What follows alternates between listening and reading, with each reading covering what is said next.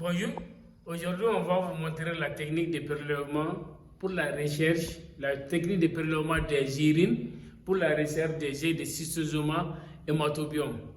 Le schistosoma hématobium qui est à la cause maintenant de certaines infections urinaires, à savoir la bilharziose urogénitale. On va vous montrer comment on fait le prélèvement d'abord, comment on qualifie d'abord de la bilharziose dévolutive ou la bilharziose chronique. D'abord, avant le prélèvement, le patient ne doit pas être tout traitement d'antibiotiques avant le prélèvement.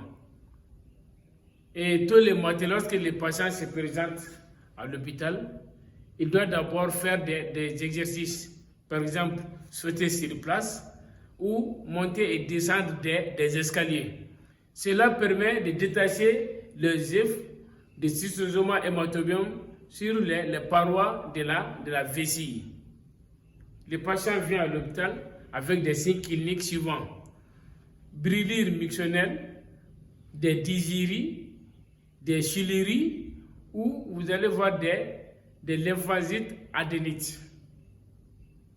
Maintenant, lorsque le patient vient tôt le matin, vous allez le faire des exercices physiques, monter et descendre des escaliers ou sauter sur place.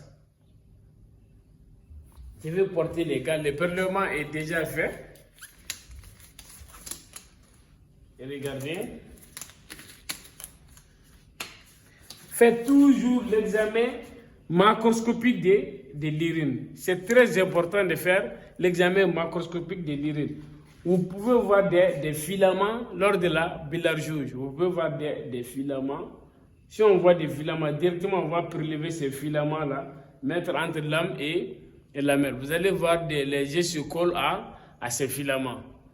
Maintenant, on va transvaser 5 à 6 ml dans le tube à essai. On va centrifuger à 2500 tours pendant 5 minutes.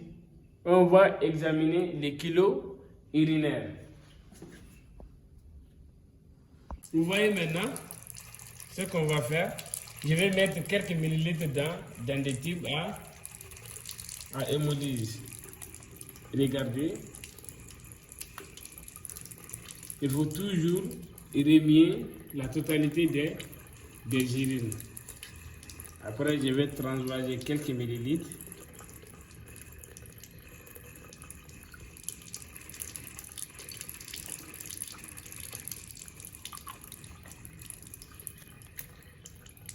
Vous voyez, maintenant on va faire la centrifugation pendant 2000 à 2500 tours pendant 5 minutes. Vous voyez, on va centrifuger à 2500 tours pendant 5 minutes. Vous voyez, c'est réglé à 5 minutes.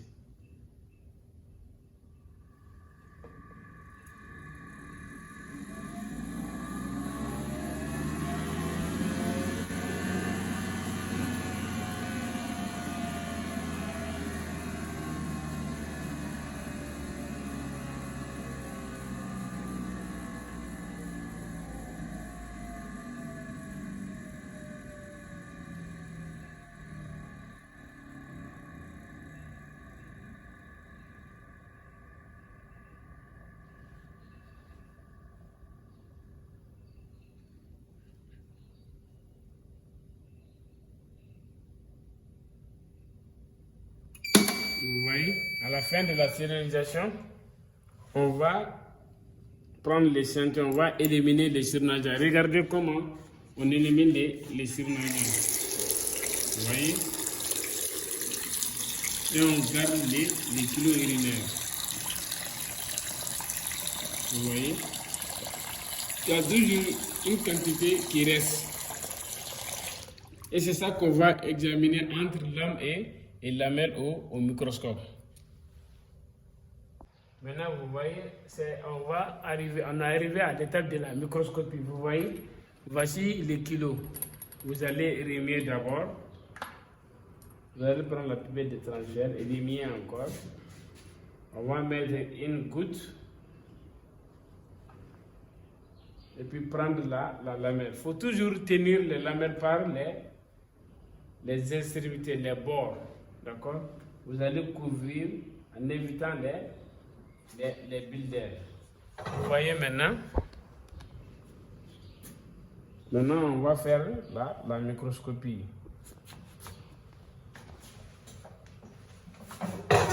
Je vais placer ça, le microscope.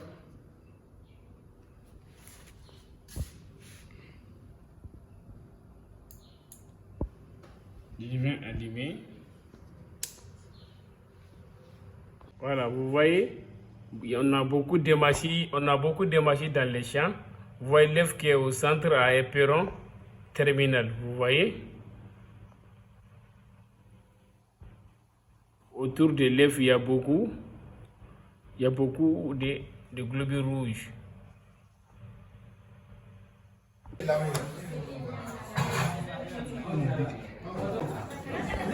Vous voyez, ça c'est l'œuf de Schistosoma hématobium.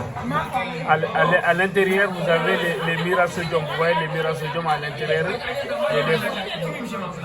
Vous voyez aussi dans ces champs, regardez très bien, on a deux œufs. Regardez. Et on a beaucoup d'émacies aussi. Maintenant, je vais continuer à les compter.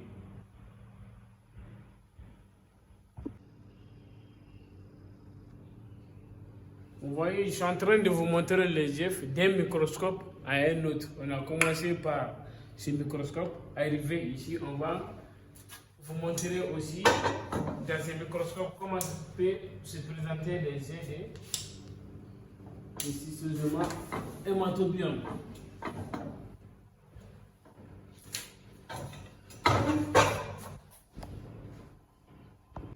Vous voyez aussi comment se présentent les œufs de Schistosoma hématobium avec le microscope Perfect Science. Vous voyez?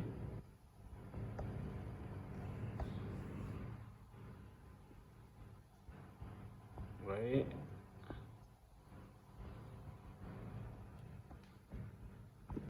Maintenant, on a vu les œufs de Schistosoma hématobium dans les différents microscopes. Maintenant, comment on va savoir si ces œufs-là, ces œufs-là, ce sont des œufs vivants ou des œufs morts? Je vais ajouter du colorant vital. Vous voyez, une seule goutte seulement, regardez. Une seule goutte. Maintenant, je vais mélanger avec les kilos urinaires et regardez. Je vais laisser pendant quelques temps. Après, je vais mettre une goutte de cette préparation entre l'âme et lamelle que je vais observer.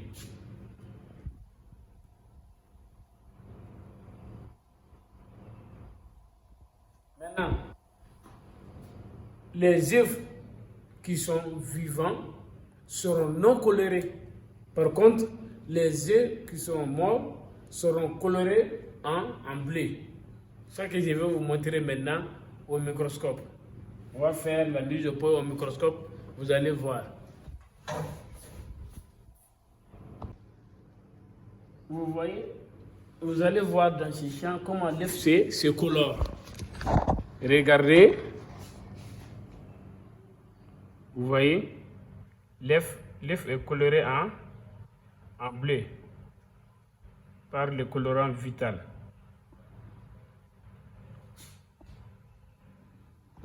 Vous voyez dans ce champ aussi comment l'œuf est coloré en bleu. Ça veut dire que ce sont des œufs qui ne sont pas vivants. Maintenant, on va vous montrer comment on doit quantifier le nombre d'œufs sur 10 ml. Vous voyez? Moi, la goutte du kilo que j'ai mis entre la main et la main n'est que 50 microlitres. Et j'ai vu 28 œufs. Sur les 10 ml, on peut avoir combien? Je vais convertir d'abord les 10 ml en millilitres. Ça veut dire 10 000, oui, ça donne 10 000. 10 000 microlitres donne X. Produit moins égal à produit des extrêmes. Ça veut dire qu'on doit avoir 1000, 10 000 multiplié par 28 sur 50. Vous voyez? Qui devrait donner 5600 F par 10 millilitres. Vous voyez comment on fait la quantification. Vous comprenez? Voici comment on fait les prélèvements et l'analyse pour la recherche des FD, des cystosomes hématobium dans les urines, qui est responsable de la bilharziose urogénitale et qui peuvent causer, en cas de traitement, non-traitement, vous allez voir, ça peut causer même la stérilité de l'homme. Je vous remercie.